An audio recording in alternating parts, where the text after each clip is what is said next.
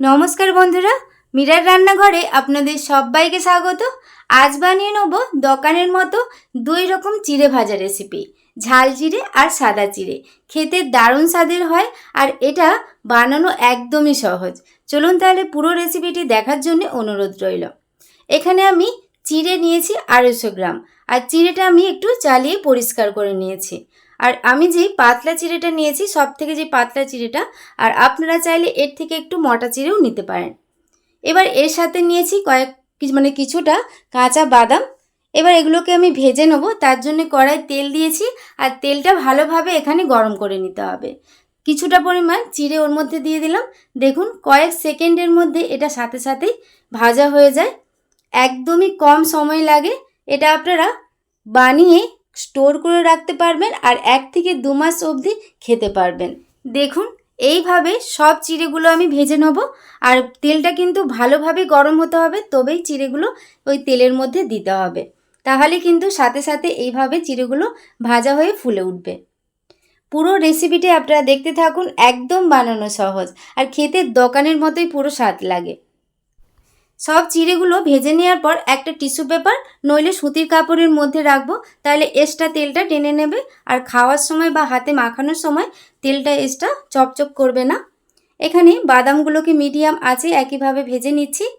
এগুলো আমার ভাজা হয়ে গেছে। কয়েকটা এখানে কারি পাতা নিয়েছি, এটা সাবধানে ভেজে নেব। আর কারি পাতা ভাজতে বেশি টাইমও লাগে না। এটা আমার হয়ে গেছে। এবার সব চিড়েগুলো একসাথে ভেজে নেওয়ার পর হাফ চিড়ে একটা বোলের মধ্যে নিয়ে নিয়েছি। মশলা চিড়েটা প্রথমে বানিয়ে নেব। তার মধ্যে বাদাম ভাজা দিলাম আর দিয়ে দিলাম কারি পাতা। আর এখানে একটা মশলা তৈরি করে নিচ্ছি। একটা বাটির মধ্যে নিয়ে নিয়েছি আমচুর পাউডার, ধনের গুঁড়ো, একটু হলুদ গুঁড়ো দিচ্ছি। হলুদ গুঁড়োটা অল্পই দিতে হবে শুধু রঙের জন্যে। আর একটু লঙ্কা গুঁড়ো দিলাম, জিরের গুঁড়ো, আর দিয়ে দিলাম মৌরি আর দারুচিনিকে একটু কড়াই নেড়ে নিয়েছিলাম, সেটা গুঁড়িয়ে ওর মধ্যে দিয়ে দিলাম। স্বাদ মতো লবণ দিয়ে দিলাম, আর এখানে দিয়ে দিলাম 1 চামচ চিনি গুঁড়ো। আর হ্যাঁ, এর মধ্যে আমি একটু বিট লবণও ব্যবহার করেছি। তারপর সব মশলাগুলোকে একসাথে মিশিয়ে নেওয়ার পর এবার ওই চিড়ের মধ্যে দিয়ে দিচ্ছি। সব মশলাটাই আমি দিয়ে দেবো। আর এর থেকেও যদি আপনারা মশলা বেশি খেতে চান তাহলে মশলার পরিমাণটা একটু বাড়িয়ে নেবেন। সব মশলাটা দিয়ে দেওয়ার পর এবার হালকা হাতে এইভাবে মিশিয়ে নিচ্ছি। আর কারি পাতাগুলো একটু ভেঙে ভেঙে দেবো, তাতে একটু ফ্লেভারটা ভালো আসবে। আমার চ্যানেলে আপনি যদি নতুন হয়ে থাকেন প্লিজ আমার চ্যানেলটি সাবস্ক্রাইব করবেন আর পাশে থাকা বেল আইকনটা পুশ করে দেবেন আমার নতুন ভিডিও পাওয়ার জন্যে। দেখুন এগুলো আমার মাখা হয়ে গেছে। আর চিড়েগুলো মাখানোর সময় কিন্তু হালকা হাতে মেখে নিতে হবে। দারুণ খেতে হয়, আপনারা দোকান থেকে আর কিনে খেতে চাইবেন না। আর একবার একটু বেশি করে বানিয়ে এটা আপনারা স্টোর করে 1 থেকে 2 মাস অবধি খেতে পারবেন। কৌটোর মধ্যে তুলে নিচ্ছি। তৈরি হয়ে গেল মশলা চিড়ে। এবার সাদা চিড়েটা বানিয়ে নেব। তার জন্যে এখানে ওই একই বোলের মধ্যে বাদবাকি চিড়েটা আমি নিয়ে নিলাম। এবার দিয়ে দেবো ভেজে নেওয়া বাদাম আর কারি পাতাটা ভেজে নিয়েছিলাম, সেটা ওর মধ্যে দিয়ে দিলাম।